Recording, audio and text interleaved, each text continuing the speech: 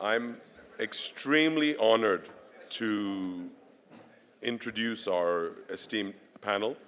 At the same time, it's a very relevant theme following the conversation we just had with Leila and Maria Teresa Fernandez de la Vega. The underlying theme here is that Africa has been an education and capacity orphan. And over the last decades, we've seen a lot of international companies come into Africa. And what I see happen is a play and plunder, where they come in, they take all the natural resources, they leave the countries high and dry, and then they wonder why they were not able to be a conscious capitalist, as Professor Raj said. So Kerry introduced Carmella and I in 2016 at the Babson Connect Worldwide in Dubai, where we had a very extensive conversation about building capacity, building education, and it merged with the vision that Carmella had. The vision of our foundation, which is the DSA Foundation, where we focus on developing human capital with dignity by providing educational and training opportunities that allows one to improve and create their own intellectual and social capital, leading to financial independence, fits right into the mission statements of the Kletjian Foundation, which is to build a collaborative network that supports entrepreneurial leaders that promote global health equity. Since then, I've joined the Kletjian Foundation Advisory Council, where I sit with the esteemed Paul Farmer. I've been able to understand what Carmella's vision is. Dr. Mack Cheney joined full-time as the executive director, and Carmella continues to inspire me daily. What she has been able to actually do is put together an internal collaborative network.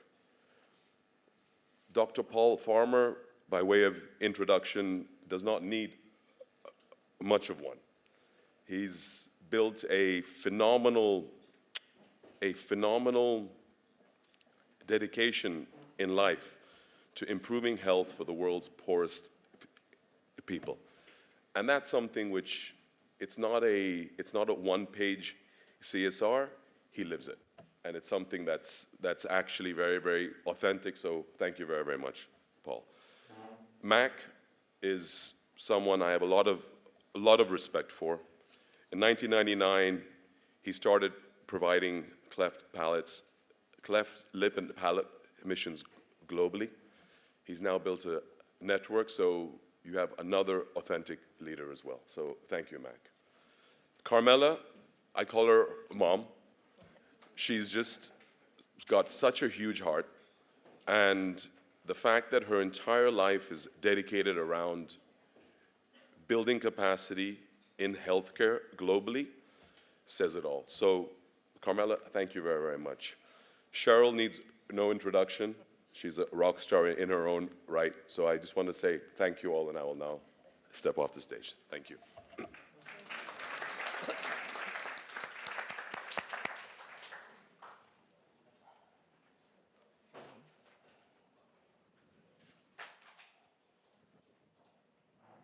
Well, we are waiting for a video, which we'll play in a second.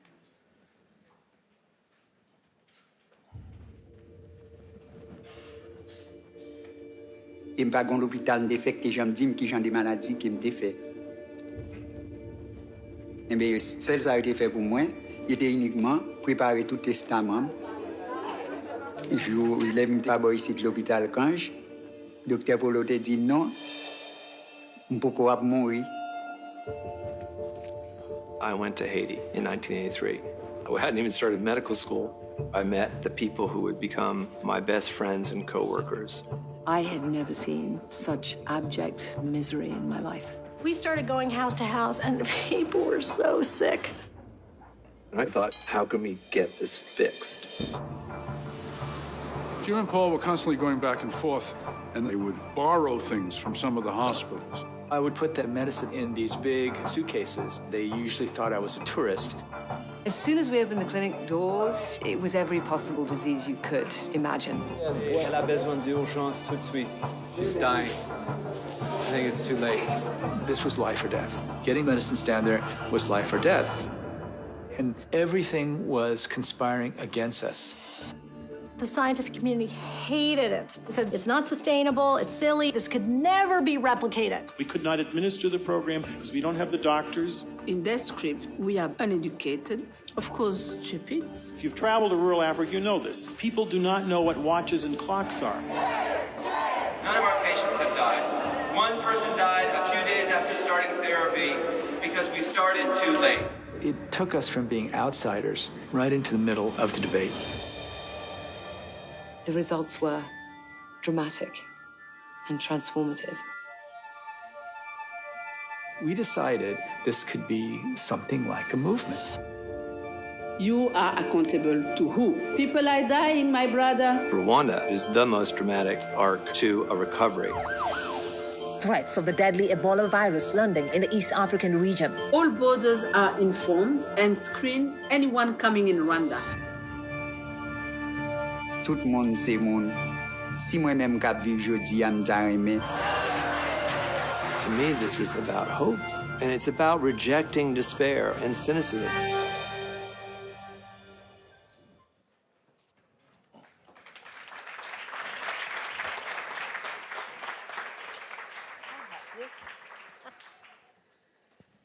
Well, I'm very excited about this panel for a number of reasons. Over the last day or so, we've heard truly about entrepreneurship of all kinds. And this panel today really represents entrepreneurship of all kinds. Not only will we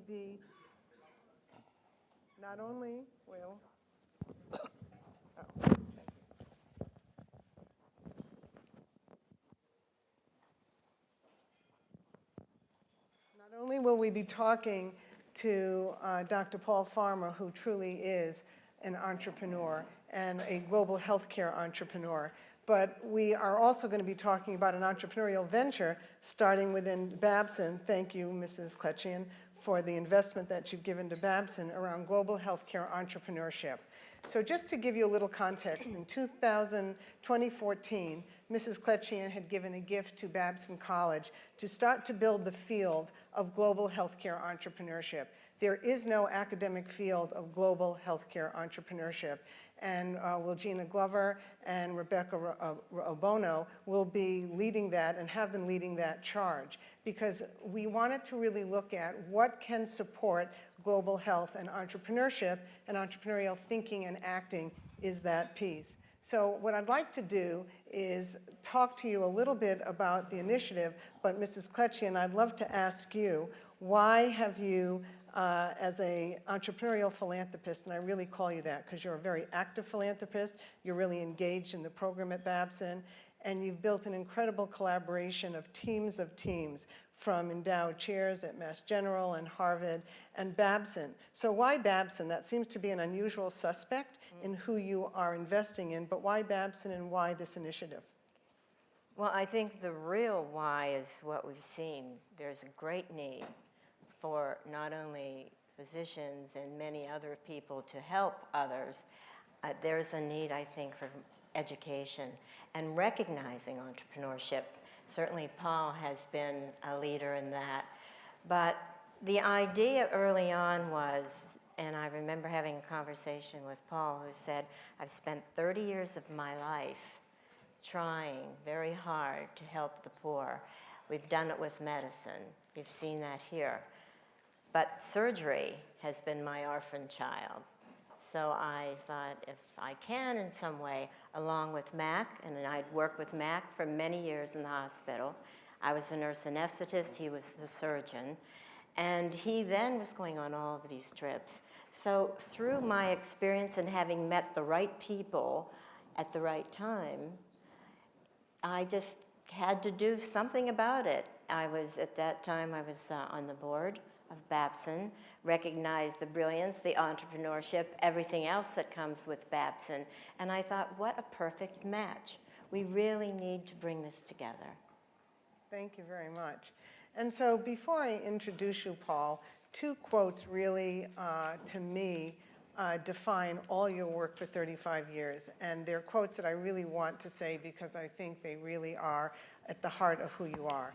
The first quote is, "The idea that some lives matter less than others is the root of what is wrong in our world."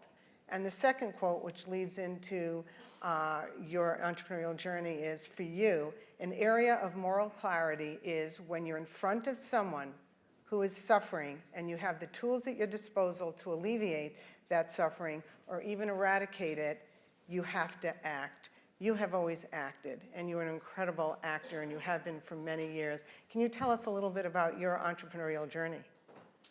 Well, first of all, thank you for having me, and thank you, Carmella, for bringing me to this beautiful country.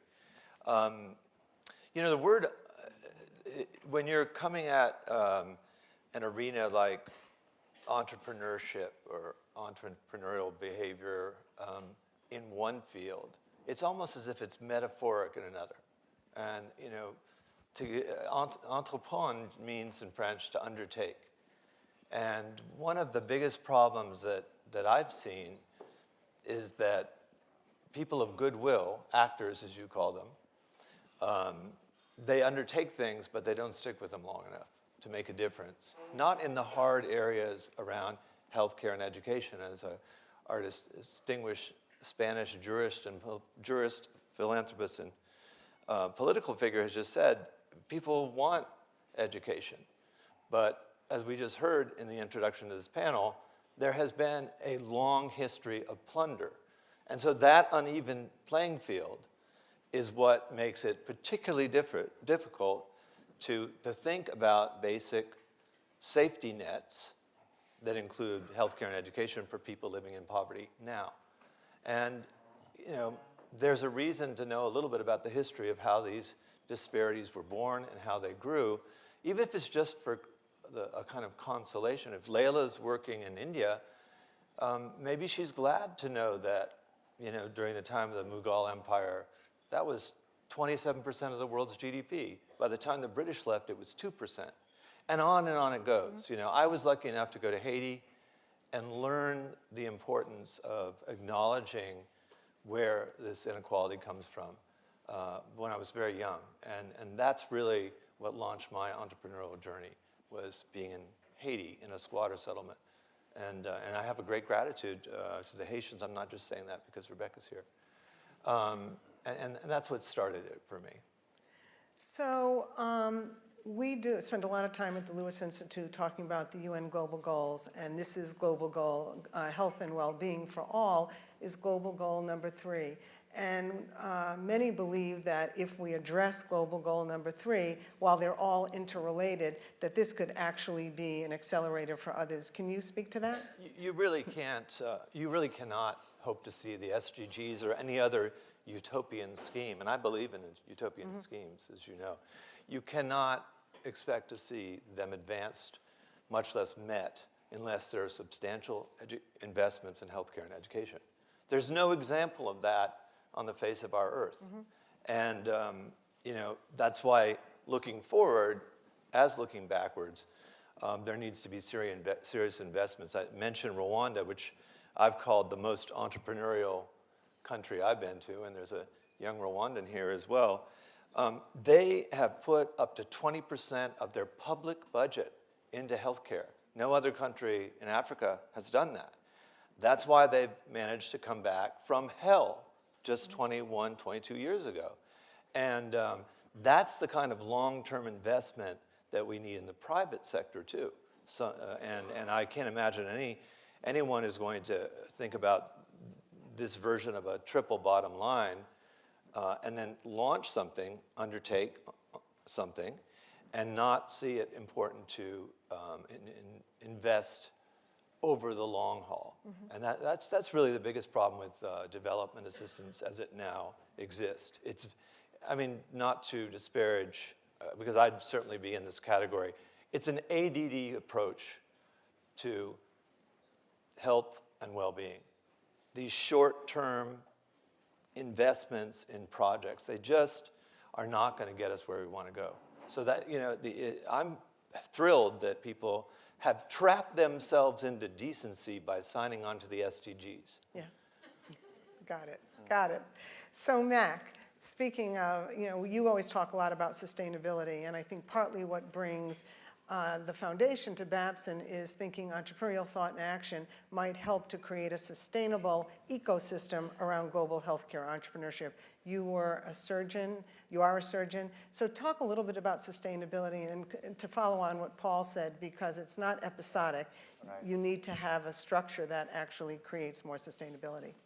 Yeah, well, first of all, I wanted to thank Babson for giving us this platform. It's kind of, if you look at the program, it doesn't really fit. So thank you, Dr. Healy. And also Kim Kimball's been invaluable, so thank you. And Katie, Rebecca, and John Freeman's here, who's our Director of Finance at the Foundation. All those people, thank you for giving us the opportunity. We arrived in, let me get back to your question. Why did this? So the foundation is relatively young. We started in 2012, and we sat around a coffee table, and John and Carmella and I, and we thought, like, what is this going to be about? Because there's so many opportunities in global health / global surgery, and the word that kept coming up was collaboration. And we settled on the idea that there was a lack of collaboration. It wasn't intentional, but there was a lack of communication between institutions and individuals that were really committed to global health activities. So with that, our reaction was to say, let's try to form a consortium of sorts. And the best mechanism that I knew of was to create chairs. In academics, that's a big thing. It's a real unifying force. So the first stage of our life as a foundation has been to create chairs at Mass General, at the Brigham, Children's, Mass On-Ear, and then Carmella kept saying, like, what about Babson? And I remember this was in 2012. I remember thinking, why would we join forces with business school? Yeah, that didn't make sense from my surgical background.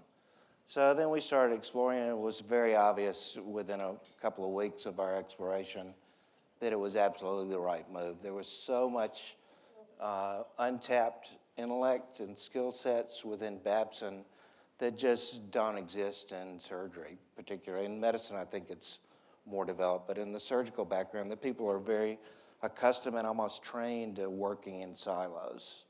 It's part of our thing. And Babson represented this whole new way of looking at things that I personally, and I think everybody at the foundation, had never really embraced. So it's been a great journey. The last week has been another huge eye-opener. We were in Lisbon for the first part of this. I learned more there. I've got more notes than you can imagine.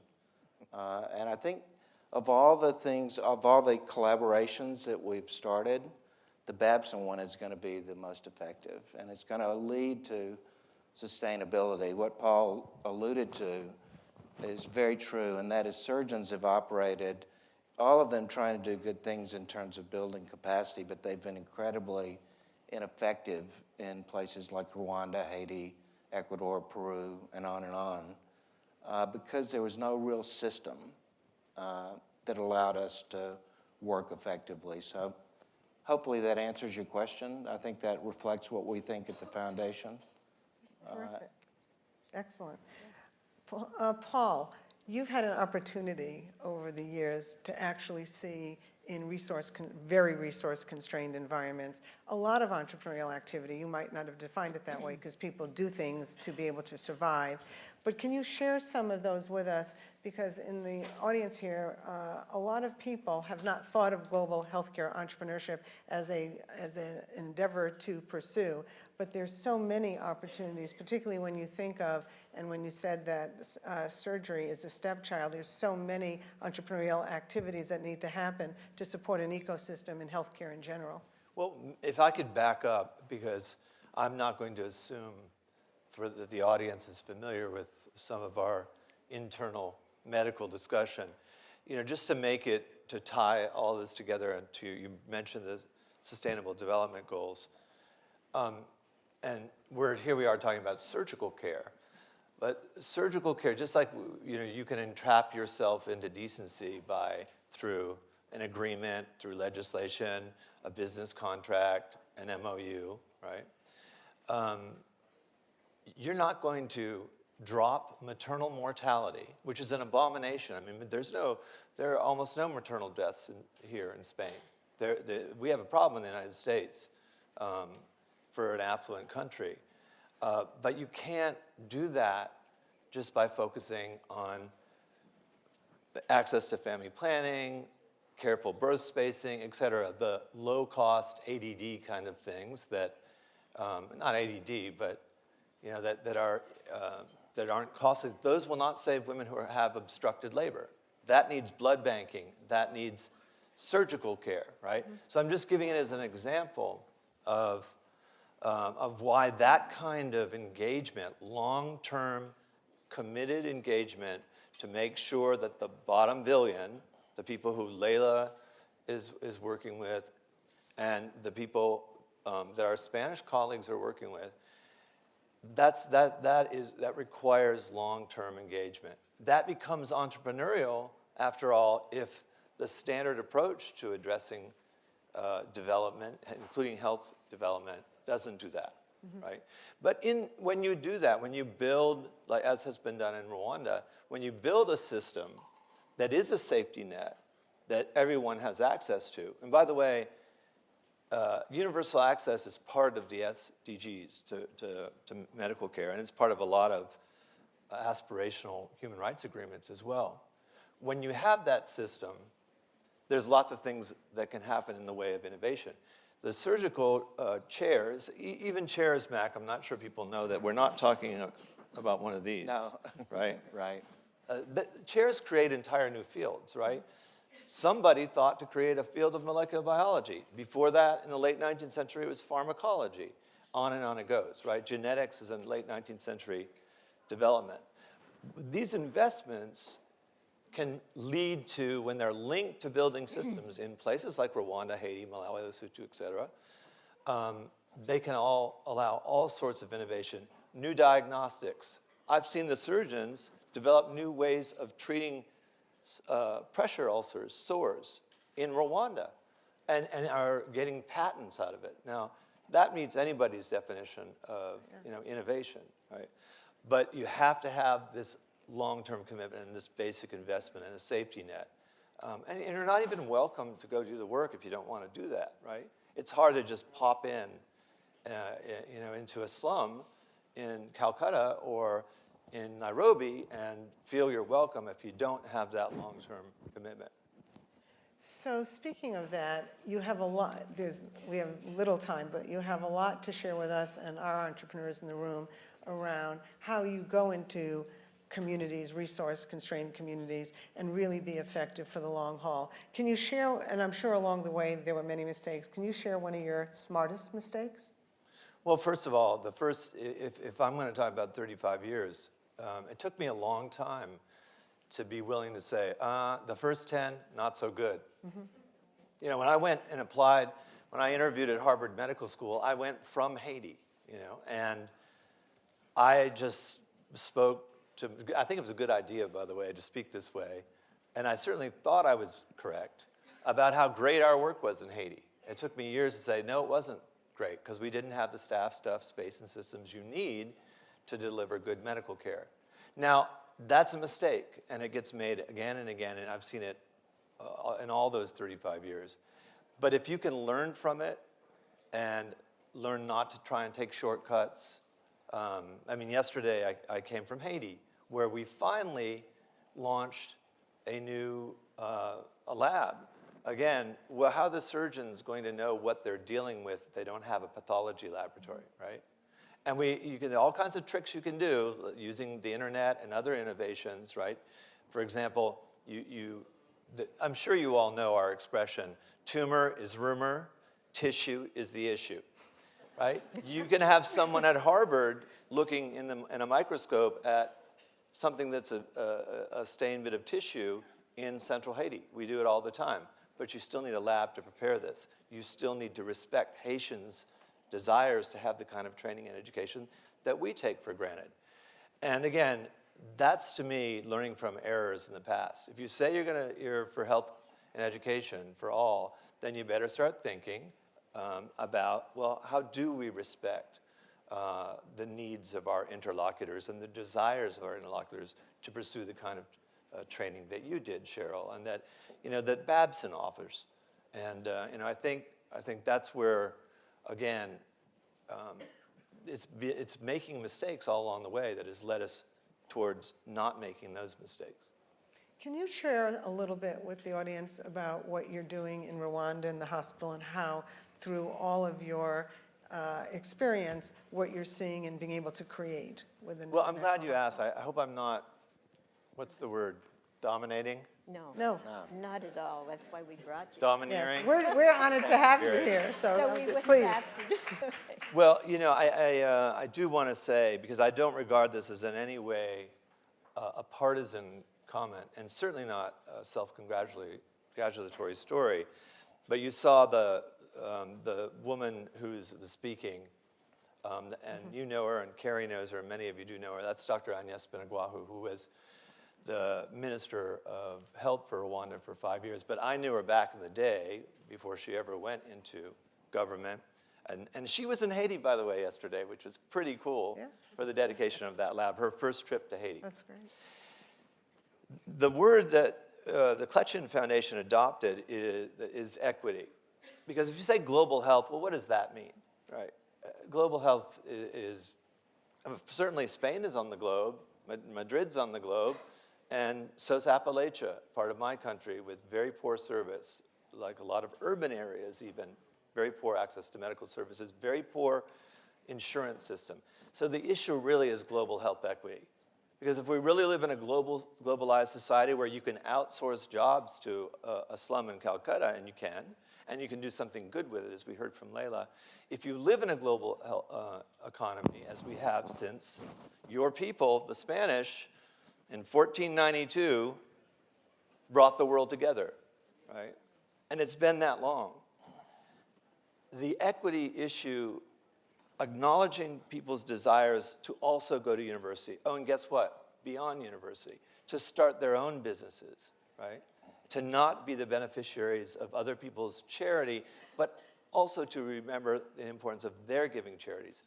So what we did was, working with our Rwandan colleagues, we started a new university. I think it's the first one that actually has global health equity in the title, the University of Global Health Equity. And I'm proud to tell you, it's led by Dr. Agnes, the great woman you saw in that film. Great, thank you so much. Carmella, can you share with us what your hope is with the chair at Babson in terms of global healthcare entrepreneurship? And I didn't define it for you, so I just clearly want to let you know that how we define it, and Rebecca and Wilgina have really been leading the charge, is it's focused on health systems improvement and innovation in resource-poor settings using Babson's entrepreneurial thinking and acting.